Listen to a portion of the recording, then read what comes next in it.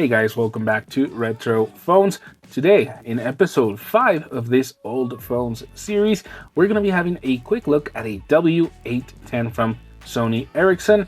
And stay tuned because our next episode is going to be on the Nokia Lumia 710. So yeah, you might want to stick around. Remember to subscribe with the subscribe button and hit the notification bell so you can get notified if we upload a new video. I am trying to get you guys new videos every day. Although, if I ever take too long, at most it should be one every other day, so don't worry. This is the 810 from Sony Ericsson. It was launched in 2006, so this is an 18-year-old phone. 1.9-inch screen, 256,000 colors, TFT. It had expandable storage via Memory Stick Pro Duo. I want to dedicate a small episode to these memory cards from Sony Ericsson, but I don't know how to name them. As you can tell, the channel is going by episodes.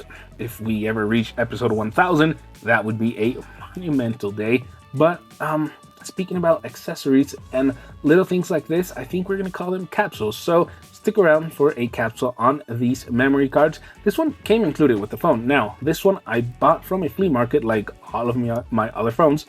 It was, I think, $2 at most. No, $1.50. Yeah, $1.50 for this one. So pretty cheap, $1.50 for a phone, which included that memory stick. I mean, I couldn't ask for more. Let's take a look around the device. So we've got the screen, Sony Ericsson up here. We've got the earpiece, a little, I think that's a LED light, although I'm not sure.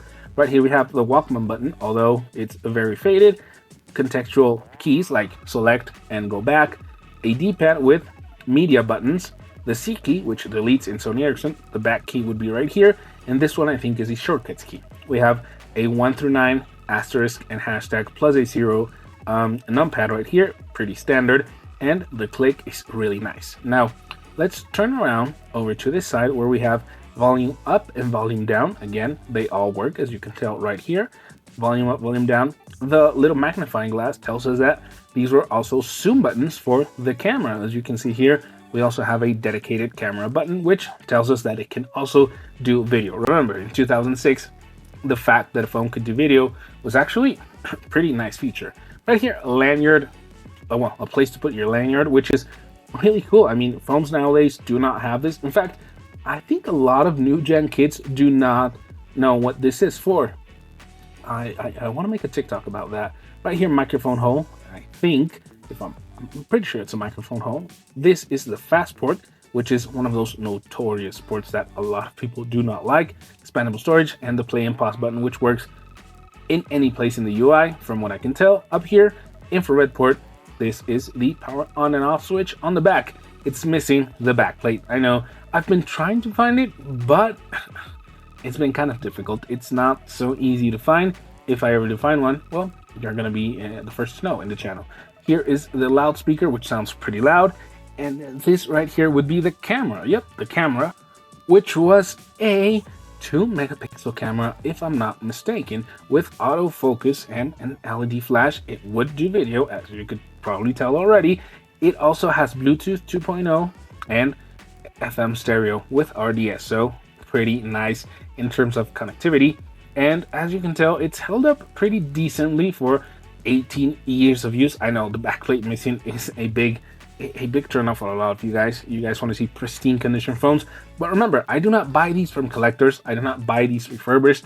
I do not ask for these loaned from collectors. No, I buy these at flea markets. By the way, I am about done with a voiceover, so I will show you guys some of the things that we can see in these flea markets for $1, 50 cents, $2, $5. Stick around, subscribe if you want to see that. And well, now let's take a very quick look at this phone. Now, sadly, this phone is not, I can access the whole thing. Why? It has a passcode. If I go into telephone, it's going to ask me to input the passcode, which was obviously from the previous owner. I do not have that passcode, and I do not have the utilities in my computer to, get rid of it. I will install everything if I find it. So again, if I am able to unlock this, you will be the first to know. But we can go into the Walkman phone, or the Walkman phone, into the Walkman app by pressing the W key right here. There we go. And take a look at that orange LED backlight. It looks so good on the buttons. And well, let me hit very quickly now I'm gonna hit the play and pause very quickly because this is YouTube and I cannot do a full like music listening, like listening to music on the phone. I would like you guys to hear the loudspeaker, but I do not have any no copyright songs on here, so that's kind of a bummer. But as you can see, the play and pause button really does work right there. It's very easy to see that it works, and it was a pretty practical button. I mean, this was a phone that was heavy on music. It was its thing. It's pretty small. I mean, compared to, this is a Galaxy S7 Edge. There we go. It's really tiny, quite thick, again, compared to an S7 Edge. But back in the day, I feel this is one of the more feature-packed phones you could buy from Sony Ericsson. Again, in 2006, the screen looks pretty decent even after all these years. All the scratches are on this like plastic protective cover. As you can tell, the screen is recessed, so the screen itself is perfect. This, I think you can buff out with polish, and if I ever get around to doing that, I'll make a tutorial on this channel so you guys can also see that. But yeah, that was a Sony Ericsson W610. I'm sorry if this was a bit longer of a video. I want to keep them short. Tell me what you think about it. Tell me if you used one. Tell me if you ever saw one out in the wild being used. I, for one, no, I really like the design. It reminds me a lot of the Sony Ericsson W200, which was my first Sony Ericsson. So yeah, it has a very special place in my heart. This is the W810. Thank you for watching Retro Phones. If you guys like retro phones, I invite you to check out our other videos.